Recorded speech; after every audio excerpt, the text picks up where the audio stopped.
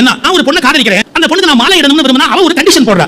ஒவ்வொரு பொண்ணும் தன் ஆழ் மனசுல என்ன நினைக்கிறா அப்படிங்கிற உண்மையை கண்டுபிடிச்சு சொன்னா நான் உன்னை கல்யாணம் பண்ணிக்கிறேன் அப்படின்னு சொல்றா. நான் யாரையாச்சும் கேட்டு பார்த்துட்டேன் ஒவ்வொரு பொண்ணு ஆழ் மனசுல என்ன நினைக்கிறா அப்படின்னா இந்த உலகத்துல எதை வேணாலும் கண்டுபிடிக்கலாம், ஒரு பொண்ணு ஆழ் மனசுல என்ன நினைக்கிறாங்கிறது வெளியில தெரிய முடியாது அப்படின்னு மறுத்து சொல்றாங்க.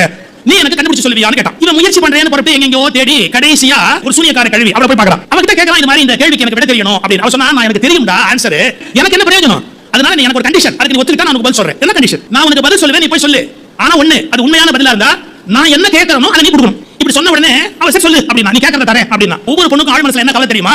தன் சம்பந்தப்பட்ட முடிவுகளை எல்லாம் தானே எடுக்க முடியல அப்படிங்கிறது பெரிய வருத்தம். அதுதான் ஆழ் மனசுல இருக்கு, அதை போய் சொல்லப்பட அப்படின்னு. இவன் போய் அந்த ராஜா கிட்ட சொன்ன, மகாராஜா போய் அந்த காதலி கிட்ட சொன்ன உடனே அவன் சொன்னா கரெக்ட், என் மனசுல இருக்கிற வருத்தம் அதுதான், நீ கரெக்டா கண்டுபிடிச்ச அப்படின்னு மாலையை போட்டா. இவன் இவனை விடுதலை பண்ணா சூனியக்கார கல்விட்டு வந்தான், வந்து சொன்னா கரெக்டா சொல்லிட்டு நீ கேட்டது என்ன தரேன் சொன்னா நீ என்ன கல்யாணம் பண்ணிக்கணும் இல்ல.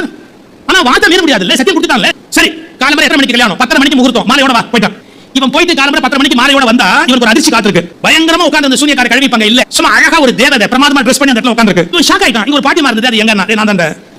இப்ப தேவதை மாதிரி நான் தானே, எனக்கு ஆச்சரியமா இருக்கேன், என்னால எப்படி வேணாலும் இருக்க முடியும். அவன் இவனை பார்த்து கேட்டா உங்ககிட்ட ஒரு கேள்வி, உன்னோட வெளியே வரும்போதெல்லாம் நான் இப்படி தேவதையா இருக்கணும்னு ஆசைப்பட்டா வருவேன், வெளியில வரும்போதெல்லாம் தேவதையா வருவேன். ஆனா என்ன கண்டிஷன் தெரியுமா? வீட்ல இருக்கும் போதெல்லாம் சூனியக்கார கல்வியாவே உட்கார்ந்திருப்பேன், வெளியில வரும்போது சூனியக்கார கல்வியா இருக்கணுமா, வீட்ல உட்கார்ந்திருக்கும் போது சூனியக்கார கல்வியா இருக்கணுமா, முடிவு செய்யறான்.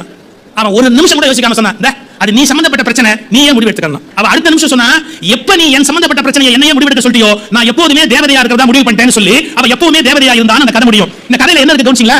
ஒரு பெண் தன் சம்பந்தப்பட்ட முடிவுகளை தானே எடுக்கிற போது தேவதையாகிறாள், அவள் மீது முடிவுகள் திணிக்கப்படுகிற போது சூனியக்கார கல்வியாகிறாள். இன்றைக்கு இந்தியாவில் பல வீட்டில் சூனியக்கார கல்விகள் உலவுவதற்கு என்ன காரணம் என்று இப்போது உங்களுக்கு புரிந்திருக்கும் என்று நான் நம்புகிறேன்.